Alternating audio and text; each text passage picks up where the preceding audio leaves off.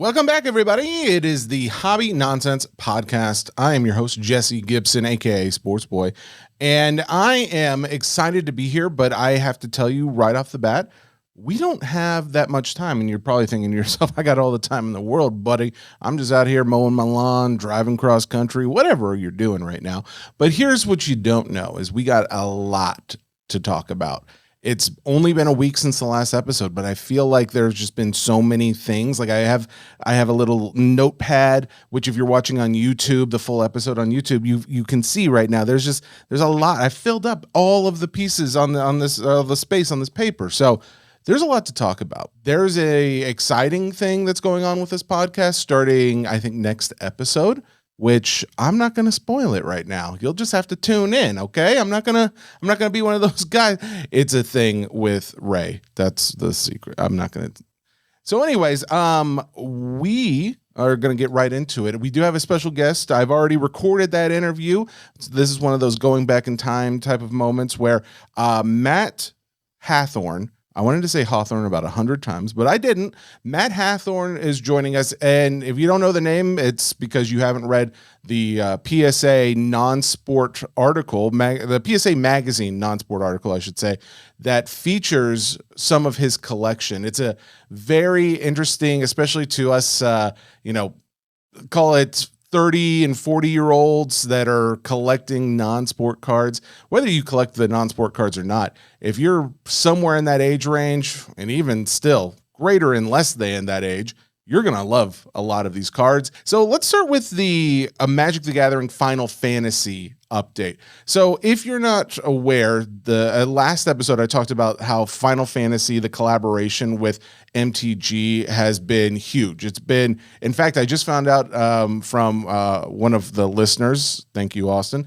who mentioned that this is the most popular collaboration they've done as far as monetarily. It's outsold all the other ones. And it made me think, well, I need to add a little clarification because I was also a little confused on what kind of boxes provided what as far as the big chase cards go. Because if you didn't hear in that last episode, I talked about how it's a chocobo. If you're not familiar with Final Fantasy, get familiar first off. But also there's a card called the Traveling Chocobo. It's a borderless card, and these are going for crazy amounts, especially there's this Japanese black chocobo that is going for thousands and thousands of dollars in sales. But then there's ones that are coming out of this product, the English version of the product, that it's the neon blue or the neon pink or the neon green. They're this serialized out of 77. These cards are going for multiple thousands of dollars at this moment. There's also other characters and cards in there that go for a few hundred up to $700 or so. But the Chocobo is the chase, and you can't get that in every product. So what I was told was the cards are in collector boxes, but they're called collector booster boxes. There's also the Omega box. That's the retail version of this product. I don't believe you can get it out of the Omega box, which is one of the reasons why those are a little bit cheaper. And then those are the ones you can get at Walmart. So if you were out at Walmart, you find some of those, you may want to keep your eyes peeled because those are doing pretty well resale-wise. But then there's also some more expensive collaboration boxes, special edition bundle boxes that would include it as well. That is really where you can find these cards. But what's interesting is I didn't realize just how popular these MTG collaborations are getting. I didn't realize too that Spider-Man is doing a collaboration as of, I think, September 26th is when that releases this year. There's also, I think I mentioned this maybe a few months back, Avatar, The Last Airbender, they're doing a collaboration there. But as you start scrolling through, I mean, the list goes on and on of all of the different collabs that they have done. I've got it pulled up here. So you've got collaborations with Deadpool. They did a Deadpool one. I didn't even remember hearing about that one. There is also SpongeBob, which we mentioned recently. Hatsune Miku, which I'm not super familiar with, but apparently it's popular. Marvel superhero last year, they did Chucky, like the horror movie thing. Ghostbusters, Monty Python. Monty Python has a collaboration set with MTG. Assassin's Creed, Fallout, Clue, like the board game Clue, Tomb Raider, Jurassic Park, Doctor Who. These are all within the last 2 or 3 years. It goes back, they've got more than that, but I think a lot of us probably first heard of some of these collaboration sets when they did the Lord of the Rings, and that's when you saw the Post Malone card, well, the card that Post Malone bought, the One Ring, the serialized one of one ring that went for $2 million. I think ever since Magic has been incorporating some of these serialized numbers or serialized cards, that we're seeing the value start to really increase. Again, it's one of these things where it's like, is this demand for the IP? Is it demand over the gameplay? I have to imagine it's just IP based. I don't think many people are like, oh, I have to have that card for the competition coming up. But I'm sure similar to Pokemon, where it's like, well, if it also benefits in gameplay, it only helps to increase value. But overall, this is something, this whole universe beyond collaboration that MTG is doing with all these different IP sets is definitely creating more and more buzz. That Spider-Man set that I mentioned, it's already going, it like within the last couple weeks, basically, since everyone has seen the popularity of Final Fantasy, it has gone up in pre-sale value about $200. It was selling for around $550, and now it's up to $750. Who knows what that ends up going to, because you've got the boxes going for like thousands of dollars for Final Fantasy ones. So again, we'll see how that continues, if there is going to be a huge outpouring of, I guess, demand for it. But the Golden Chocobo out of 77, I think that is the most chased card in that set right now. But then when you start looking at the other ones, basically, if you get a bird and it's colored, you're probably going to be in good shape, especially if it's out of 77 in that set. I wanted to mention that one first off. It's a little more fun. There's another new set coming out. Scooby-Doo from Upper Deck finally seems to have a release date, and that is this Wednesday. If you're listening to this podcast right now, it's probably Wednesday, honestly. It comes out on Tuesdays, but it's Wednesday's the more popular listening day, apparently. And that is pretty cool. It's a cool set. It's about $150 a hobby box right now. Who knows if that's going to go up, if that stays about the same. But there is an interesting card or pieces of card in there. There's memorabilia pieces is what I'm getting at. The memorabilia, I am trying to figure out what that comes from, because this, from everything I can see, is the animated cartoon of Scooby-Doo, but they've got like pieces of Velma's shirt in some of the cards. They've got some tire, it looks like, from the Mystery Machine. I don't know what that is exactly. So I've reached out to Jason, the CEO of Upper Deck, and he got me in touch with one of the people. Unfortunately, I emailed them today and they are out of the office until tomorrow. So I won't have an answer exactly what these materials belong to. And since the product doesn't release before this pod comes out, I'll have to update you guys next week when I finally hear back. But the set overall, I mean, it looks pretty cool. I guarantee you there's going to be some chase in there, especially because they have, again, serialized cards. They've got parallels. They've got some other neat inserts.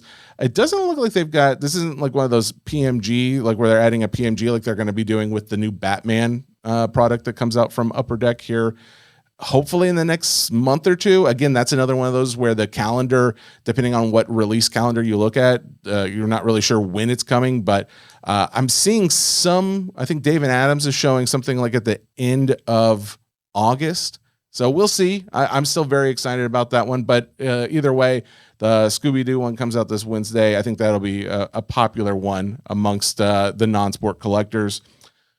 Something I'm not a big fan of. I don't really like to talk about it all that much because I don't like to give any credence to it, like give any, respectability to it or just any acknowledgement of it, but it's CT scanning. All right. So CT scanning is something that we talked about a lot on the Sports Cards Nonsense podcast, and I've talked about on here some too, but we hadn't really brought it up because I hadn't really been seeing as much about it, at least not in the last couple months. Someone sent me a post maybe last week, and it was about a eBay listing that sold, and I believe it was a legitimate sale. I don't know for sure if it's been paid for or not, but it was showing in Card Ladder sales history at $30,000. And this was for a pack, just a single pack of Pokemon cards. Now, it's not just any ordinary pack, of course. This is going to be a Pokemon base pack. And it says in the description, or like in the title of it, that it is a CT scanned pack, and it includes a Shadowless Charizard in it. So eBay listing shows this selling for $30,000. It has images within that show like little pieces, I guess, of like Charizard's wing, and maybe I can't really tell like how you could see definitively that it is Shadowless, but nonetheless, it is listed as Shadowless Charizard in CT scan pack, Pokemon base set heavy booster. This is upsetting because I think the person that actually listed it also posted on X some additional detail of where they had it scanned.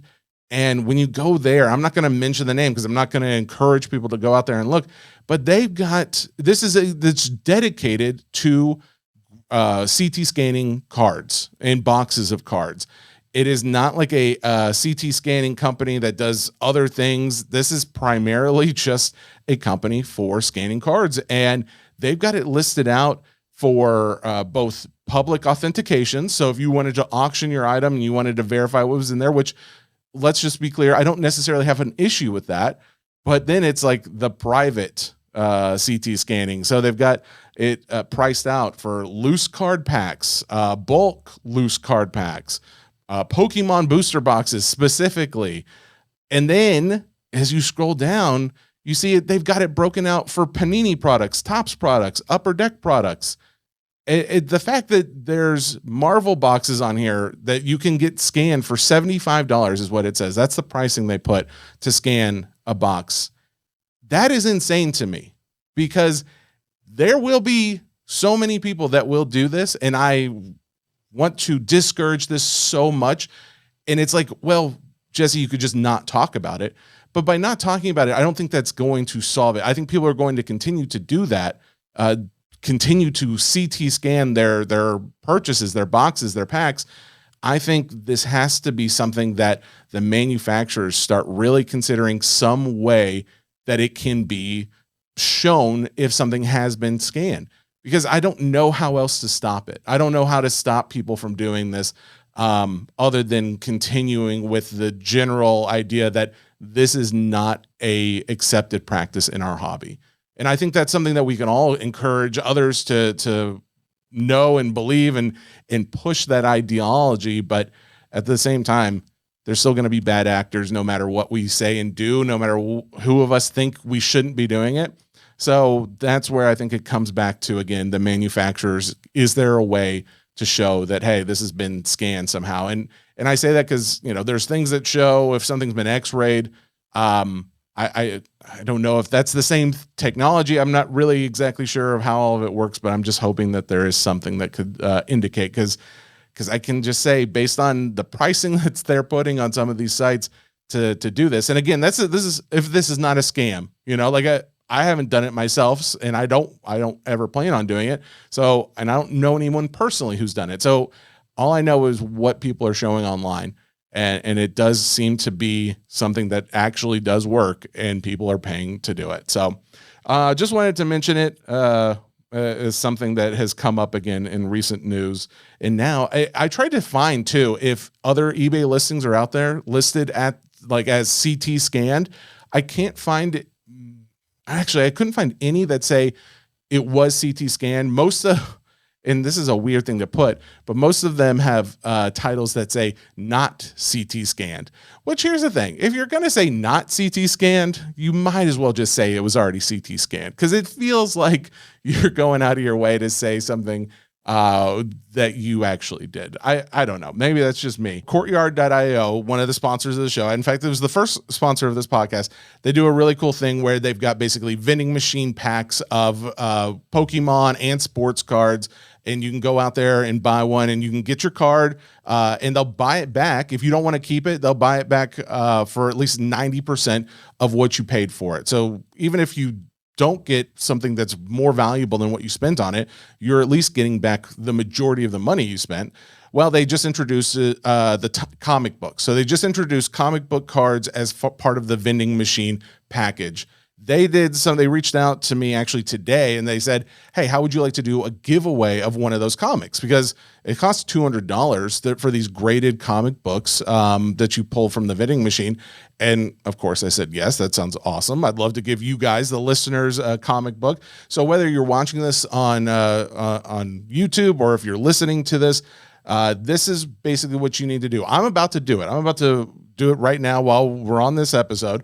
If you want to try and get this comic book to win it for yourself for the giveaway, you can be a new or existing user, but you do need to use a link to be able to do this, because you have to go out and get a pack for yourself. It doesn't have to be a comic book, because I know those are expensive. You can also just do a pack of Pokemon cards for $25, or a pack of sports cards for $25. You can just use their regular service, but that is how they're tracking it. You can find the link, you click on it, and if you go from there to buy one of these things, whether you've got an account or not already, that's how you sign up. And that's basically it. That's how you sign up. They'll keep track of it, and then they'll give me the names, and we will figure out who won. But let's go ahead and do it. Let's go ahead and do this giveaway right now. All right, here we go. Animation of the comic book pack. I've purchased it. I'm now opening it.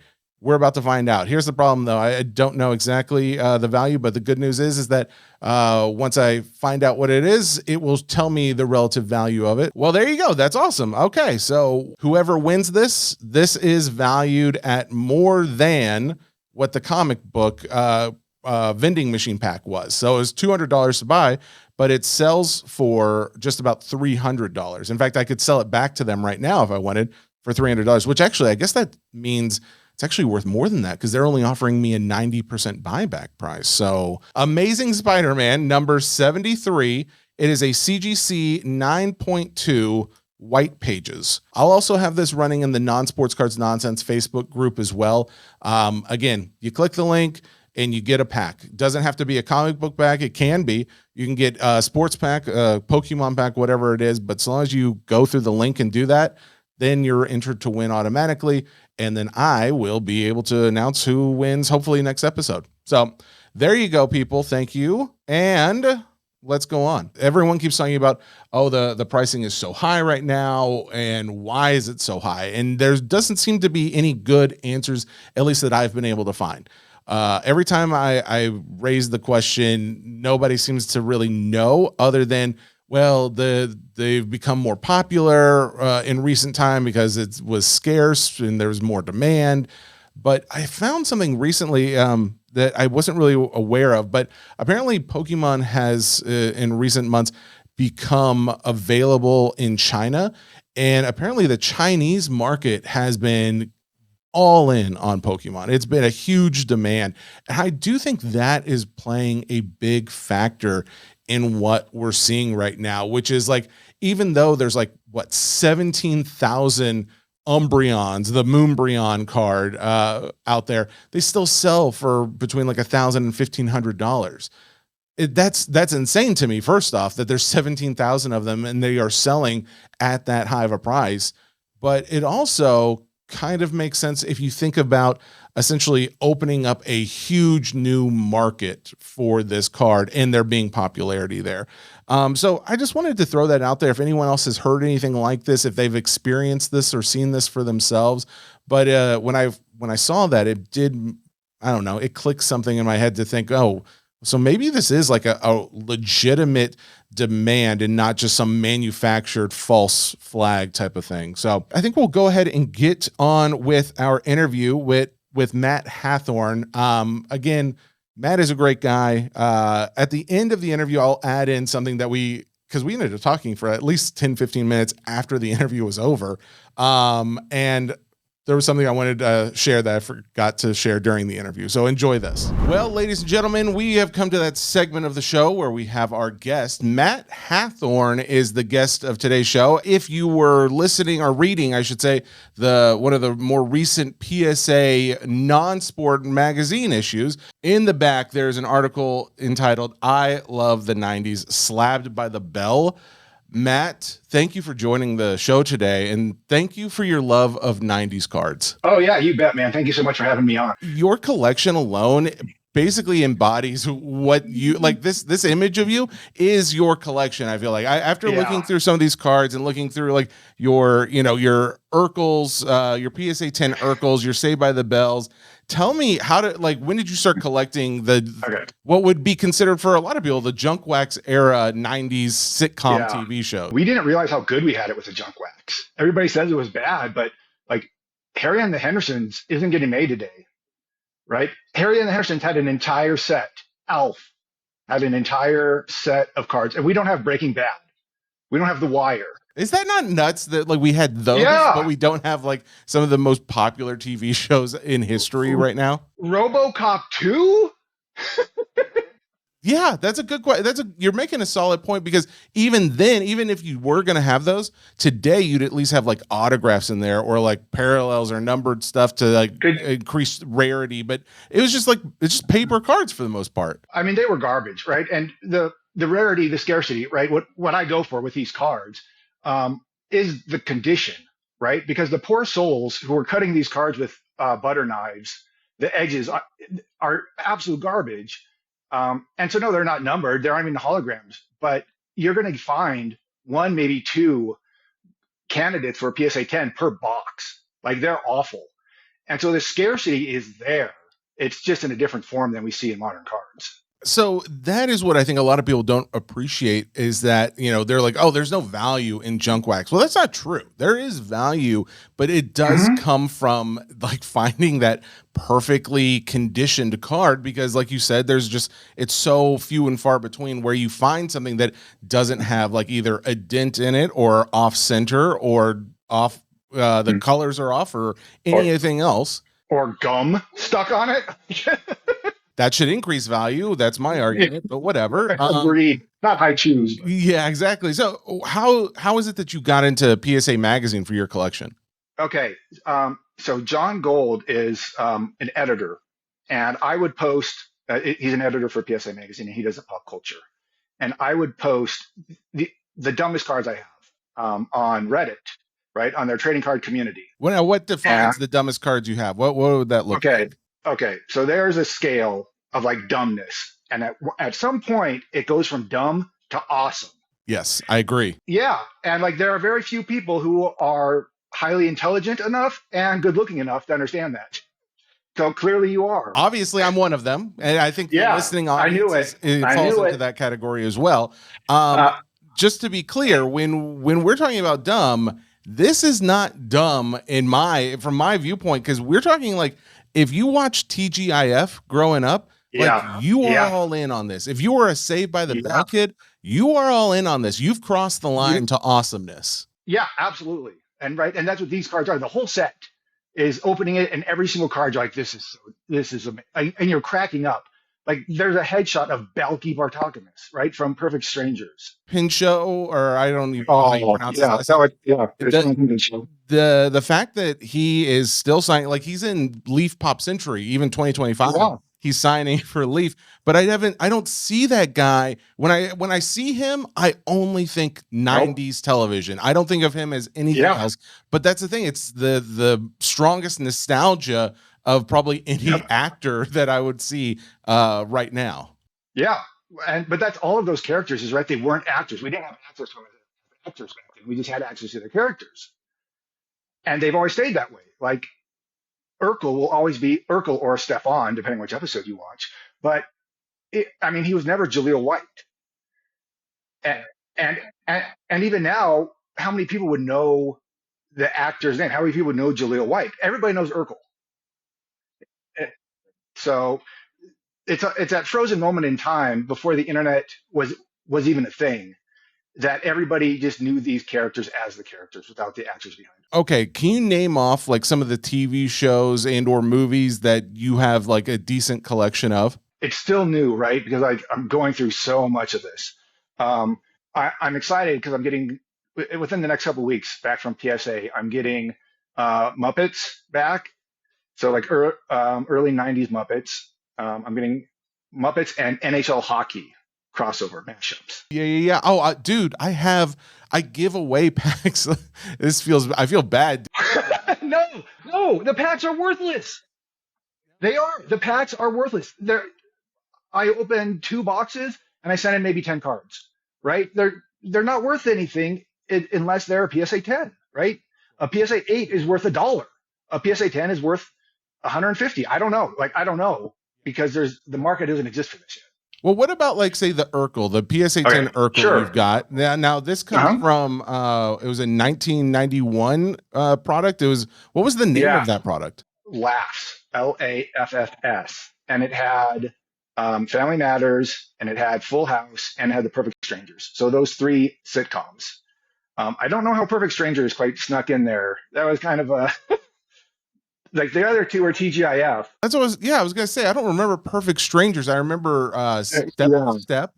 Um Yep. what else was in there? Boy Meets World was in there, wasn't it? It was later. It was after those shows because that was just like a little bit after my time. Okay, yeah. Uh, There was So you have found that in that card. What does an Urkel PSA 10 go for?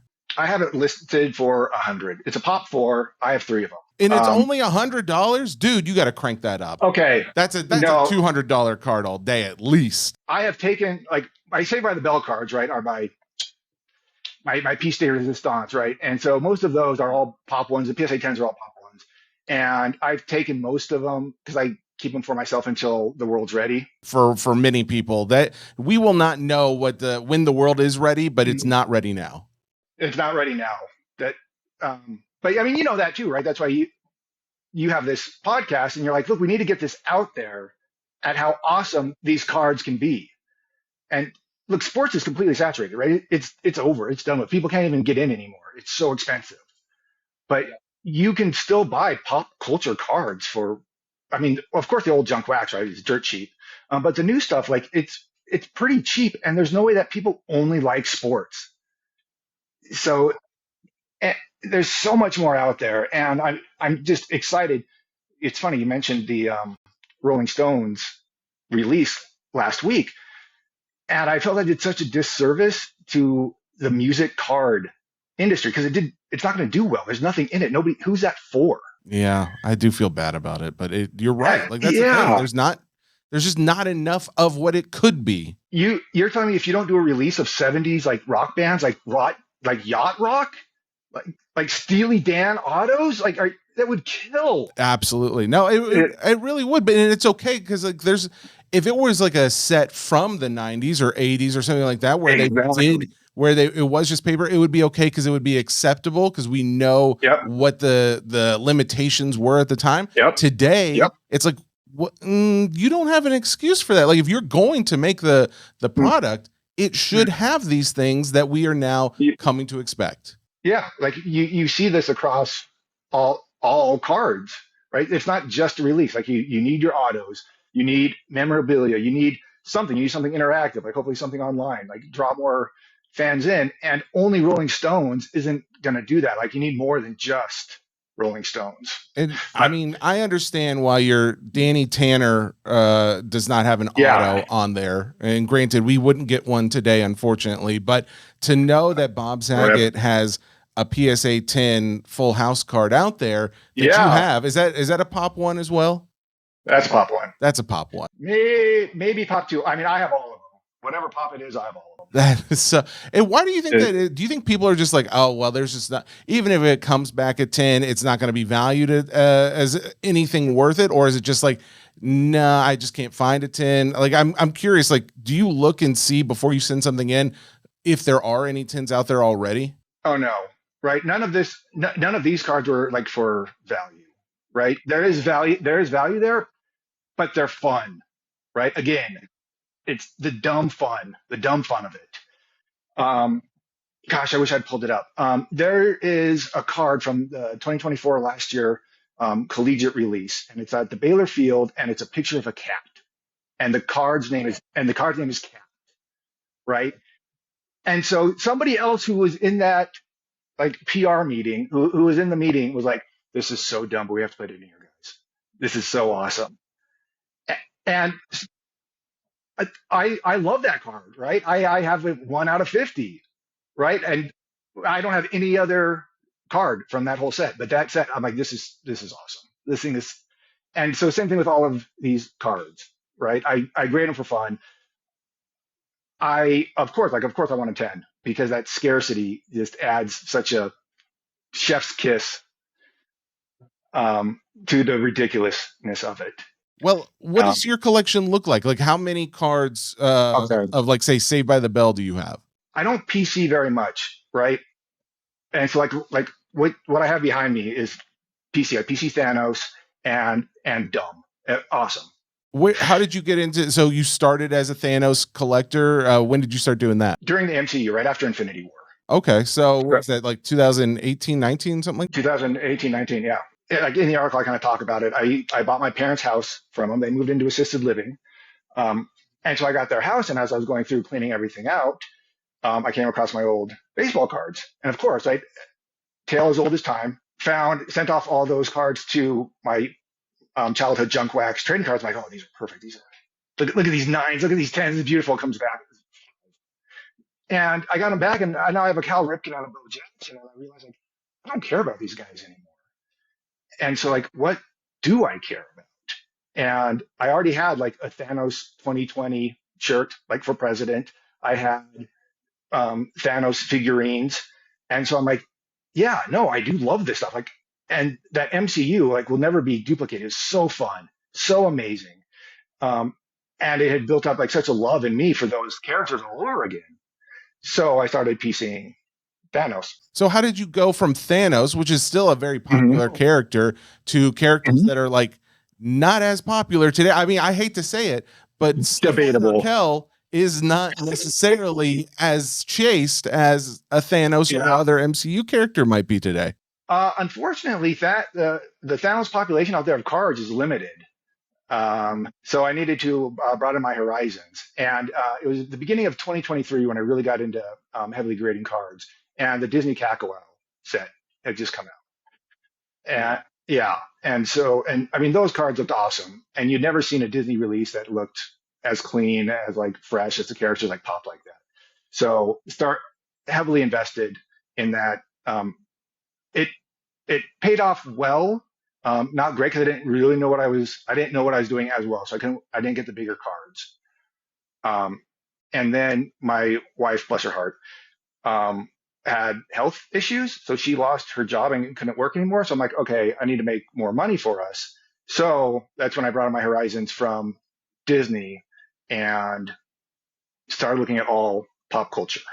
Pop culture, oftentimes, like if you're going to start looking into that side of things, Yep. like Laugh specifically, like that set, I want a box of it. Like, and I haven't been able to find one. Like, how much does that cost these days? Not much, right? Okay, it's 30, relatively cheap. $30, $30 Yeah. for 36 packs. No, it's cheap. If you were to go after something else besides that, what other sets are out there that are, I guess, more iconic to your childhood, my childhood, people of like Yeah. their 30s and 40s right now? Okay, so I've got 90210 coming, Beverly Hills 90210 coming back. I've got the A Team. I've got, oh my God, the A Team. Mr. T, right, is literally the pinnacle of dumb to awesome.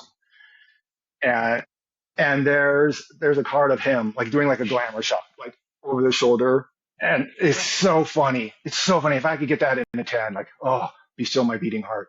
Um, so I've got A Team, and these are fun, right? They're not going to be that valuable. So I have a ton of Disney Chrome.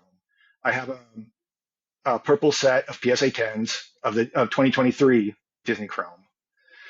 I'm working on the 101 Dalmatian PSA 10 set for a 2024 Disney Chrome.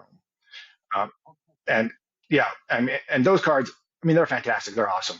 They're so well made. So those are really fun. What would And you say your most like expensive, I guess, or most valuable card is? I have a 101 Diamond Mickey or a 100 Diamond Mickey from the 2023. Um, yeah, I imagine that's probably like 15, 20,000 now. That's insane. Yeah, no, those cards have, I mean, they're crazy, and they're right now they're like absolutely blowing up. Would you, and now, and I asked this because like I know the value of these 90s cards and it's very high. Hmm. However, high value does not necessarily denote high dollar value in some cases, but I Yeah. am curious, is there like one that is more chased than others that you found across your collecting and grading experience? The issue that I'm running into is the people that want to buy these cards don't even know they exist. Yeah. Okay. I could Yeah. 100% see that. Yeah. Right? Yet. And but that's the problem that a lot of people run into with a lot of these pop culture cards. And like even Disney, right? The end buyer might not even know a Snow White PSA 10 exists yet. And but that's I the thing, mean, the Snow White, like the Disney stuff that Topps is making now, that and the Marvel, that's all like newer. So they're actively like going to market it. So you could see yeah. more people learning about that. But my Yep. thinking is like Yep. some of this stuff that creates so much nostalgia in our minds that is Hmm. not like already being actively reproduced, because that's what it seems like there a lot of people are marketing towards is, oh, we already know nostalgia brings in the dollars, we're going to redo this or Hmm. do a remake TV show or whatever the case. But like they're not redoing a lot of the, I was about to say they're not redoing Full House, but I just realized they already did. Harry and the Hendersons. They're not redoing Alf. There you go. There you go. But they're not doing card sets of those at least. So it's like there's not going to be Yeah. active marketing towards those other than places like this where we're talking about this stuff that most people aren't going to just find unless they go actively looking for it. I would also argue that like even the person who this is for wouldn't buy it for themselves. The person who's going to buy it is going to buy it as a gift because they know somebody well enough that, oh my gosh, I'm going to get this, right? So the person who loves Alf and like jokes about it, it doesn't necessarily buy Alf memorabilia, right? But their best friend who they joked about it with is going to buy that card for them. And the laugh that they have together that somebody, being me, sent this card off to be graded and like spent their time opening these packs to find a like decent condition card, send it off and then sell it is going to be hilarious, right? I mean, that's so there's a ton of value in that for people. And it's all in laughs, right? It's just all in. I agree. Yeah. The good times that we have in talking about it, remembering the episode or remembering where we Yep. were when we saw Yep. it or any of that stuff, like that's what brings back the enjoyment of these cards. And I love that you have like, you've got it like behind you in your office where it's like prominent people that can walk in and see your collection. Mhm. And that's the thing, like we are children of the 90s in a lot of cases, 80s and 90s, and it's like this is what we call back to and where we remember like sleepovers at friends' houses on the weekends and pizza night on Fridays, and like it's just this is how we enjoyed ourselves as young kids, and to be able to have this at an actual inexpensive cost, because we talk about like the more modern stuff, the Marvel and Disney that Topps is putting out, and I love it. I love to not only collect it but break it as well. But at the same time, It's awesome. I also recognize that that's not something that's affordable for everybody, unfortunately. It's wild. It's wild. The cost is really unfortunate. Yeah, but I mean, but there's also the good side of that. I do like the fact that what I collect could be worth $20,000, like your Mickey Mouse card. But so at the when it comes down to it, though, it's like that doesn't mean that everything should be like that or is like that even. And these junk wax sets, which it also begs the question, like, does that change? Like, does the fact that we just talked about, many people don't know that these junk wax sets even existed to begin with. If it were to become more popular, people were to find out, do we start seeing these go up in value? I don't know if that's the case, but I also couldn't imagine it to become the same value as what we're seeing as modern, like 2024, 25 Marvel Topps Chrome products being. So it's like there still seems to be room to get in, no matter if you got in right now or even if it did go up a little bit in value. Sure. No, it's never going to be expensive. There are no chase cards, right? There are 88 cards, period. And every box will have all 88 cards. And you can find one in a PSA 8 or 9, and the eye appeal is a 10 in every, like, so the scarcity of getting a PSA 10 and spending the time to look through it. But the nostalgia of going through it, I opened up a Pee Wee Herman box, and seeing Cherry and seeing Terry the Pterodactyl. And one of the cards says Mecha Lecca High, Mecha Heiny Ho. And I was like, oh my God, please let this be a 10. Uh, because that chuckle, right? And you like go back, you remember the genie's face like floating, and you imagine showing that to someone, right? And you just like you just dumb. It's so dumb, and you just laugh at it because it is awesome at the same time. Man. And is this the case? I read in the article, like you were in the Air Force for a number of years. Yep. Do you know? I'm sure you probably still know of guys in active duty. Do you know many that are card collectors? Because I have seen more and more guys will be posting in like the non-sports cards nonsense group about like they found this in a commissary or something like that, like where they could go and buy card packs. And so I'm curious, was your love for, or did you ever think that you would be collecting non-sports when you got out of service? No, right? So, I mean, I separated because of it was a medical separation, right? And so, I mean, it took me 5-6 years to really like get my feet underneath me, right? I did things I didn't like doing, and that's the beauty of these of card collecting, right? And being able to sell cards is I work at my own time and I do something that's really fun, right? There is no stress in this. The stress is like, is this going to be a PSA 10, right? And if it's not, I lose $15, right? It's not. And so for me, right, that's just fantastic, right? It just gave me such an opportunity to contribute back to society, which for anyone is incredibly important, especially for disabled veterans who really feel like they can't do what they used to. And these cards really afforded me an opportunity to feel valuable again. So, I mean, outside of card value, there's a lot of human value in these cards too. I couldn't agree more, man. And I am like, so do you know guys that collect cards as well? Because I know a lot of times people will say like, I'm the only one in my friend group that's a card collector. And then I know people online that collect. I'm getting them there, right? Whether they like it or not. A big thing I'm doing is the younger generation, right? Younger kids. And so we're bringing younger fans. My dad collected cards ish, but he sold all of his. So nobody else really in my family, but my wife and I will, when we travel, we will bring packs of cards with us. So we've got the Cactual, Marvel, and Star Wars, because those packs are relatively inexpensive and fun, right? So the kids can like rip those. We have a few Pokemon packs, but I don't know, there aren't hits.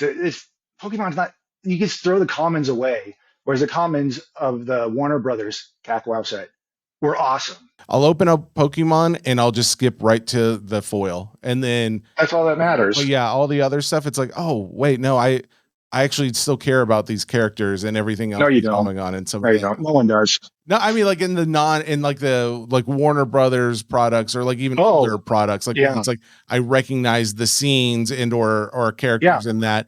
It's like, yeah, there's reason to collect those or at least stop and look through them before I skip to like maybe the one card I'm chasing in the set. Before the one refractor, yeah. Well, I mean that Warner Brothers set was fantastic. Right, there were so many fun cards, and the mashup cards in that where they combine two characters. I don't know if you can pitch that to Topps, like mashup. I mean, it's not a bad idea. The Cactual has done a number of things that I really like. The only thing that I have not loved is like the lack of descriptions in some of their cards and like the like it's just the name of it, and then it's like I don't know. What if I don't know that character? I don't even know what the character could be from, especially when they do multi-movie sets or something. So yeah, there's issues with it, but there's also good things that they've done. But bottom line is, yeah, I think what you're collecting and what you're really emphasizing on the importance of nostalgia and why you're collecting some of these cards, it doesn't necessarily mean the value is monetarily. It's more of like the value means something to you and maybe to your friends and family, and who knows who we could be educating right now to be able to go out and find some of this and start, getting it for themselves. And the fact that you grade it all, or you grade some of it, I should say, is that important to you? Because I do. There is something about where it's like, oh, I've got a graded version of that card versus like the raw version. The raw version could feel like $1 to me, and even if it's like an 8 or 9, it doesn't even have to be a 10. It's like, oh, it comes back a grade that is anything now that it's encased and someone else approved of this card in one way or another. It's like, oh, there is more value than there was if that was just a base card. Yeah, no, the raw cards, I wouldn't even care about them. But as soon as it comes back as graded, like a 9, a high grade, an 8, a 9, or a 10, especially with, again, these sets, like that's the real value of them. Finding the card itself, it's $1 card, right? You can find they are not expensive. The Saved by the Bell actually is like starting to get up there. And so I imagine if there aren't too many more of those PSA 10s that come out, those will be valuable. That was such a popular show, such an iconic show in so many of our lives. Like, if you didn't love Kelly Kapowski, I don't think we could be friends. That's just it.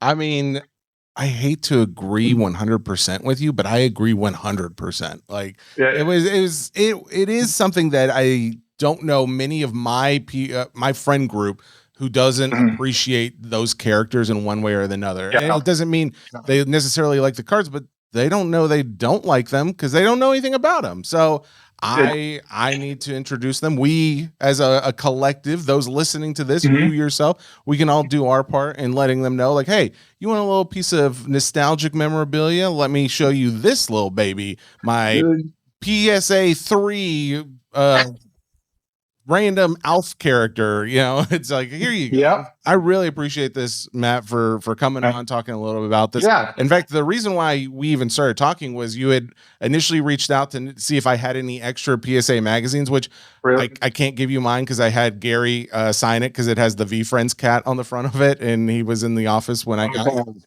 But if anybody else has them and they want to get them to you, or if you want to, I don't know, however you want to make that happen, Matt Hathorn is interested in your magazines. Yeah, right. This is it. So I'm in the back of this magazine, and Gary, who will always be my arch nemesis now, it came with a sealed card, right? And that card is valuable. So buying this magazine is like by itself, I can find, like, I found 4 of them. But if it has the card in it, it's like $50. I'm like, Gary, God bless it. Jacked up your chance of really getting able to play the magazine you had an article in, but it's still cool though. Like that means there's that many more people that are going to find your article because they're actually looking at that specific issue. If they open up the back cover to see how rare their cover is, then they'll see the last page of your article. And so boom, bam, that's a win. So, but yeah, where if people want to like check out some of your cards or anything else you got going on, go ahead and throw a plug in here. Awesome. Thanks. I appreciate that. So the best way is on Instagram, just at Funkle Cards, Funkle_cards. And that's why I post most of what I'm sending off to PSA and the highlights of what I get back. So you'll see like kind of like what I'm sending out, and then 3 months later, like how they actually did. And so I've got, and then I should be like within the next 10 days, getting back Fright Night, getting back some 90210 cards, and hoping those, and again, like the Muppets and NHL mashups. So they're so dumb, but they're awesome. Don't you dare call them dumb. They're amazing. All right, there you go. That was Matt Hathorn. Guys, one of the things I wanted to mention that I feel like I totally failed and forgot to mention, he had sent me over a card before the interview. I did not know that he was going to send me a card. But he said he wanted to send something over. I got what it's called, The Last of Eckhart or Eckert. I think it's Eckert. I think that's how you pronounce his name. He's a character from Batman.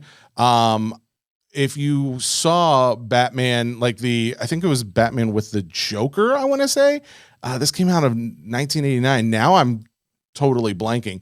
Yeah, it was 1989 Batman movie. So that would be the one with the Joker. This was card 142 from Topps Batman series. And if you know who that character is, it is the same actor that plays Jack Porkins, a personal hero of mine, but also someone I've been recently collecting some of their sketches and some of the cards of. But it's just such a great crossover to the Batman series. And what's really cool is kind of like how Matt talked about, like the scarcity of some of these graded junk wax, quote unquote, cards. There's only 2 graded PSA cards of this specific The Last of Eckhart card. And I have one of them, which is awesome. He sent me it's a PSA 7. There's a PSA 7 and there's a PSA 9 out there. Or, I'm sorry, PSA 10, excuse me.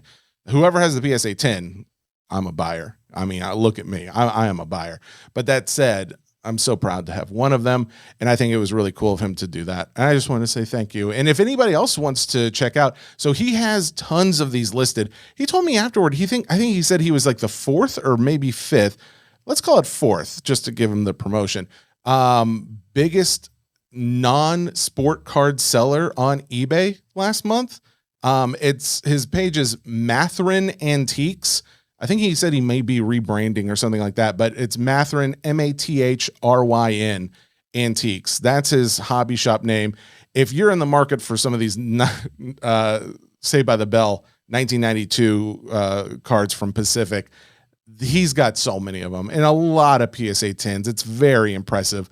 And I'm very hard pressed not to just hit buy now on a lot of them. But anyways, you guys can go and check those out if you're interested. I said I wanted to plug it. He said he wasn't going to try and push it, but I pushed it for him. You're welcome, Matt. All right. And one other thing I was just going to mention too. So thank you all, anybody who helps support the other sponsor of this show, which is DC Sports 87. They're a great consigner, great to work with.